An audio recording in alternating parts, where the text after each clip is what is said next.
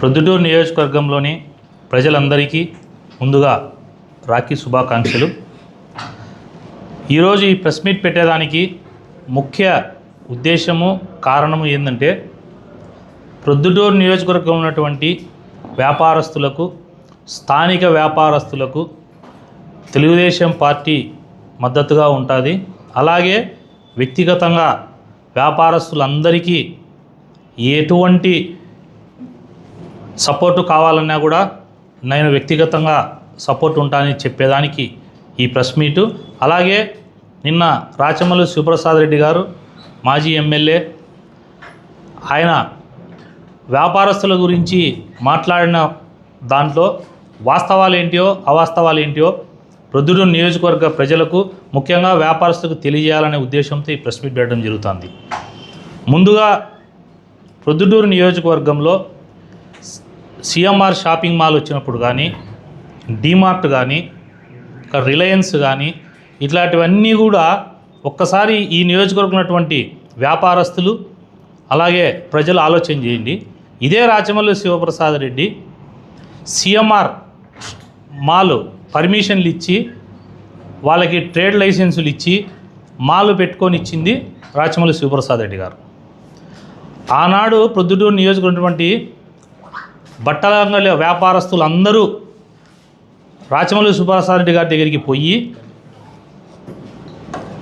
మీరు ఈ మాల్ను రాకుండా చేయండి, వ్యాపారస్తులను మేము చాలా ఇబ్బంది పడతాము అని అడిగితే, నా చేతుల్లో ఏముంది, నేనెట్లా చెప్తా, అట్లా నేను చెప్పను అని చెప్పి సిఎంఆర్ షాపింగ్ మాల్, ఏం రాచమల్లు ప్రసాద్ రెడ్డి గారు, ఎవరి హయాంలో మాల్ ఓపెన్ అయింది? నీ హయాంలో ఓపెన్ అయింది. డీమార్ట్ వాళ్ళు ఆడ పెడుతున్నారన్నప్పుడు అన్ని పర్మిషన్లు నీ ప్రభుత్వ హయాంలో నువ్వు కాదా ఇచ్చింది? డీమార్ట్ పెట్టేటప్పుడు అందరు అంగళ్ళోళ్ళు వచ్చి నీతో మాట్లాడలేదా? చెప్పు, నిజం చెప్పు. లేదా పోయిన వ్యాపారస్తులు మీకు తెలీదా నిజము? మీరు అడిగితే ఏమన్నాడు? వాళ్ళు కట్టుకుంటారా ఎన్ని? నీ వ్యాపారం నీది, వాని వ్యాపారం వాంది, నేనెందుకు ఆపుతా అని మాట్లాడి డీమార్ట్ ఓపెనింగులకు దానిలకు సిఎంఆర్ మాల్కు పిలిస్తే, పోతే కనుక ఎక్కడ వ్యాపారస్తులు నాకు ఓట్లు పోతాయని చెప్పి ఓట్ల కోసం నీచమైన పనిచేసే వ్యక్తివి నువ్వు మళ్ళీ ఈ రోజులే వచ్చి వ్యాపారస్తులకు నేను అండగా ఉండాలా?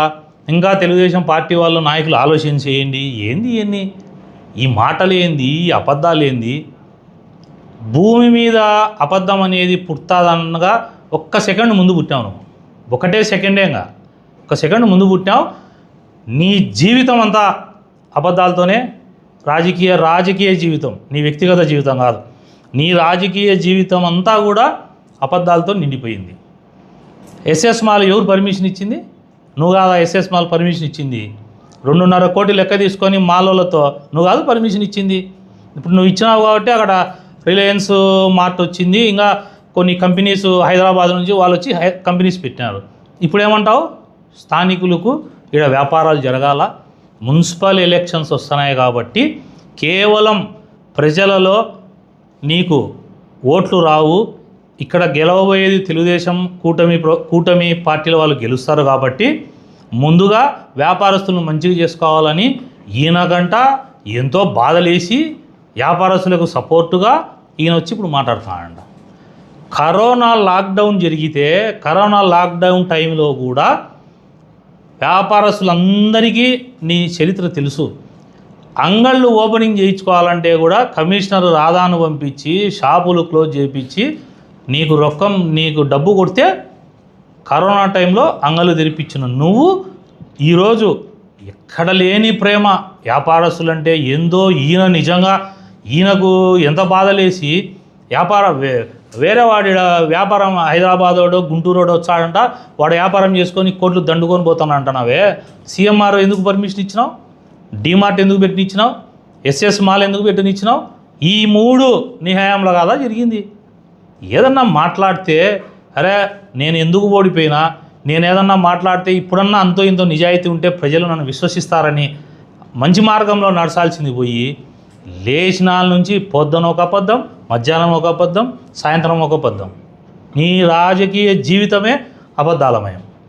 మళ్ళా ఎస్ఎస్ మాల్లో డబ్బు తీసుకొని మాలకు అన్ని పర్మిషన్లు ఇచ్చి మళ్ళా కొంచెమన్నా జ్ఞానం లేకుండా మొన్న ఏదో ఇంటర్వ్యూలో చూసిన ఎస్ఎస్ మాల్ నాకేం సంబంధము, నాకు అసలు దాంతో సంబంధంలే అంటావు.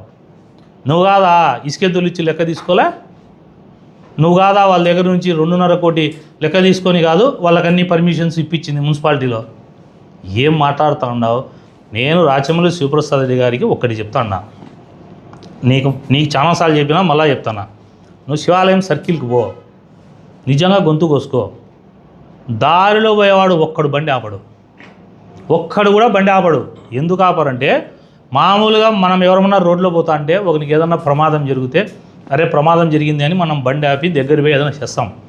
కానీ నువ్వు ఆడ గొంతు కోసుకున్నా కూడా చూసినాడు ఏమనుకుంటాడు తెలుసా, పొద్దుటూరుడు రాచమల్లు ప్రసాద్ రెడ్డి రాజకీయ జీవితంలో రోజు వేసే అబద్ధాల్లో, రోజు చేసే జిమ్మిక్కుల్లో ఇదొక భాగమేమో అనుకొని నువ్వు నీ దేహం నుంచి కారే రక్తాన్ని చూసి కూడా ఇది ఏదన్నా అది పూసుకొని వచ్చింటాడులే సినిమా వాళ్ళ దానిలోది అయిపోయి ప్రజల్లో చూసి ఓట్ల కోసము ఎంతకైనా దిగజారిపోతాడులే రాచమల్లు ప్రసాద్ రెడ్డి అనుకొని ప్రజలు ఇట్లా తలకాయ కూడా నీ దిక్కు చూడరు.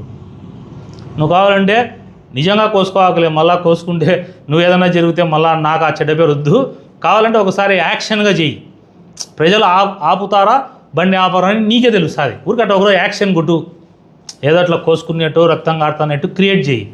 బండి ఆపినారనుకో నీదే రైటు, ఒక్కడు కూడా బండి ఆపలేదనుకో నాది రైటు. ఎందుకు ఈ అబద్ధాలు? ఇప్పటికీ ప్రజలు నిన్ను ఎప్పుడైతే వర్క్ అట్ హోము అదేందో వర్క్ ఫ్రమ్ హోమ్ అని ఎందెందో మాటలు అని చెప్పి ఓడిపోయి నీకు మైండ్ పనిచేయలే. మీ అన్నకి ఎన్నిసార్లు చెప్పినా మీ అన్న నా మాట వినడు.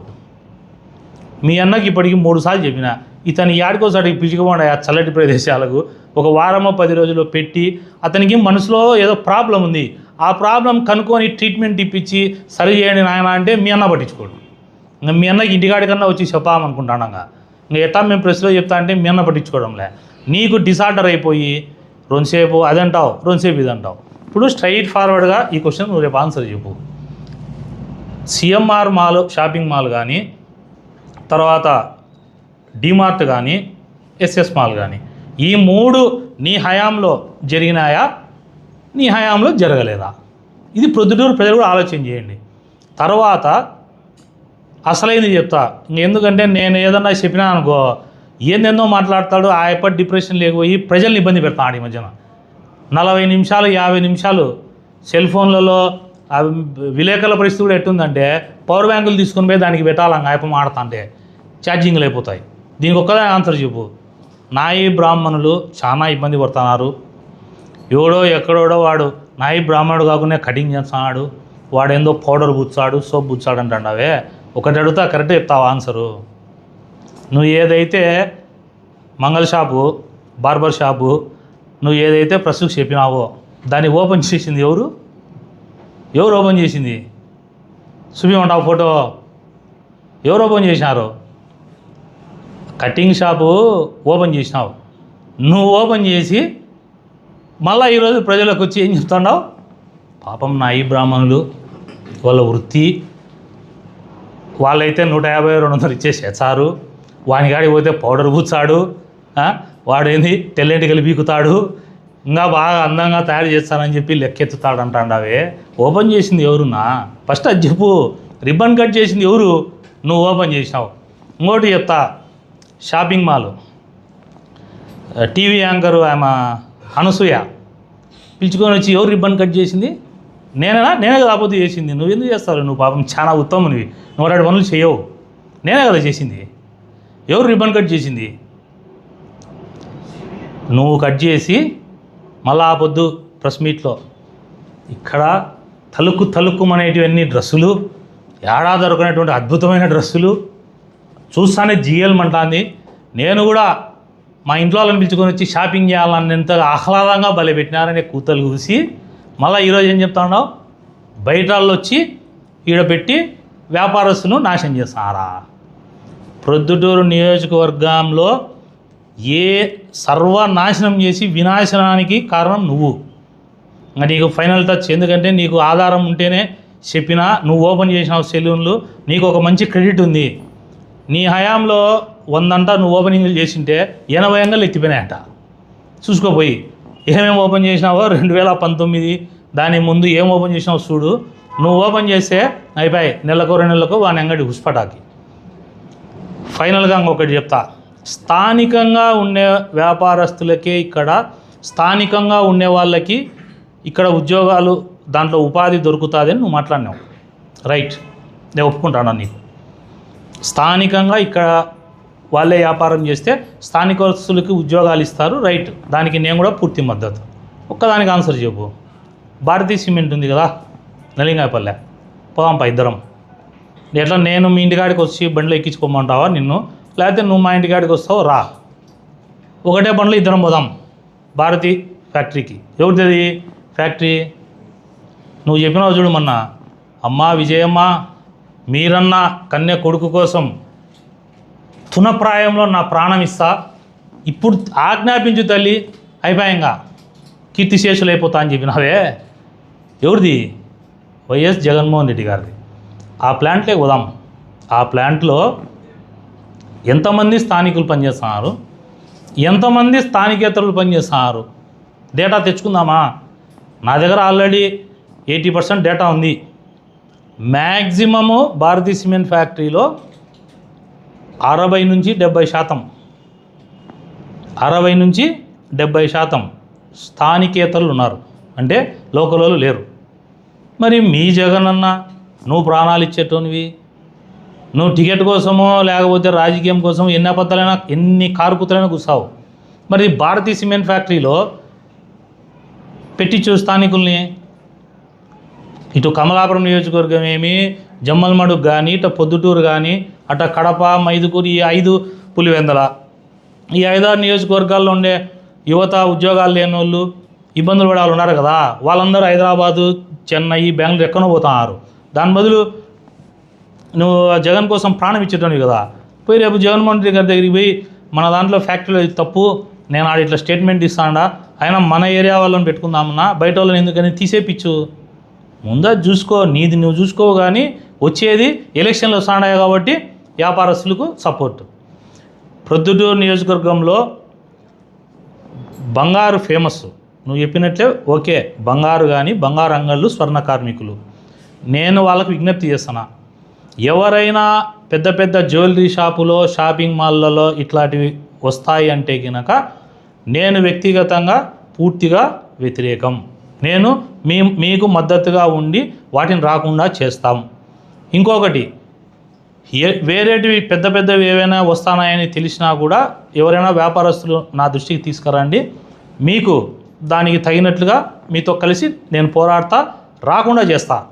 అయితే నేనేం విజ్ఞప్తి చేస్తున్నా అంటే, రాచమల్లు ప్రసాద్ రెడ్డి అనే వ్యక్తి వ్యాపారస్తుల్ని తన 5 ఏళ్ల పీరియడ్లో పొద్దుటూరులో సర్వనాశనం చేసి మళ్ళీ ఈరోజు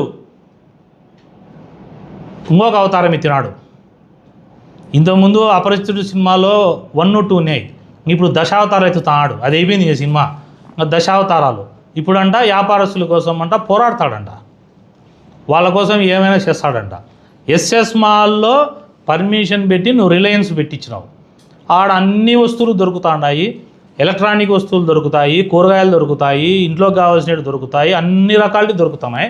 వాడెవడో వ్యాపారం చేస్తున్నాడు, నువ్వే లైసెన్స్ ఇచ్చి మళ్ళీ ఈరోజు వచ్చి, చాలా బాధగా ఉంది, ప్రతిపక్షాలు కూడా అధికార పార్టీ సహకరించండి అని మళ్ళా మమ్మల్ని. ఫస్ట్ ఆఫ్ ఆల్ కనీసం రాత్రి ఇంట్లో పడుకున్నప్పుడైనా నీ ఆత్మసాక్షి గుండెల మీద చేసుకొని, ఎందుకురా నాయనా నేను ఇట్లా అబద్ధాలు ఆడుతానా, ఏంది నాకు ఈ కర్మ అని నా కురదు నీకు అనిపించదా? పొద్దున అబద్ధము, మధ్యాహ్నం అబద్ధము, సాయంత్రం అబద్ధం. వ్యాపారస్తులు బాగా గమనించండి, రాచమల్లు శివప్రసాద్ అనే వ్యక్తి కేవలం ఓట్ల కోసమో తనకి ఏదో అవసరం పడో వచ్చినోడే. వ్యాపారస్తులకు నేను మరియు మా పార్టీ తెలుగుదేశం పార్టీ ప్రొద్దుటూరు నియోజకవర్గంలో ప్రతి ఒక్కరము కూడా వ్యాపారస్తులకు, స్థానిక వ్యాపారస్తులకు మద్దతుగా ఉంటాం. మీకు ఏ ఇబ్బంది వచ్చినా కూడా నా దృష్టికి తీసుకొస్తే కనుక మీకు అన్ని రకాల సహకరిస్తాం. వాయిస్ ఫర్ సేల్ అమ్ముకుండే రాచమల్లు ప్రసాద్ రెడ్డి గారు, నువ్వు మీ ఆర్బీకే చెప్పడం మర్చిపోయినా, RBK R for Rachamallu, B for Bangareddy, K for Kiran Reddy. మీ ముగ్గురు పొద్దుటూరులోని వ్యాపారస్తులను 5 ఏళ్ళు సర్వనాశనం చేసి ఈరోజు నీ డ్రామాలు, నీ యాక్షన్లు ఆపాలా? లాస్ట్ పాయింట్ నేను చెప్పేది ఏంటంటే, నీతి నిజాయితీ అనేది కనీసం నీలో 10% అన్నా ఉంటే ఇట్లాంటి ప్రెస్ మీట్లు పెట్టకూడదు. వ్యాపారస్తుల డబ్బు కొట్టి, వ్యాపారస్తులతో బెదిరించి, వ్యాపారస్తులను ఇబ్బంది పెట్టి డబ్బులు సంపాదించిన నువ్వు ఈరోజు వ్యాపారస్తుల గురించి మాట్లాడడం తప్పు.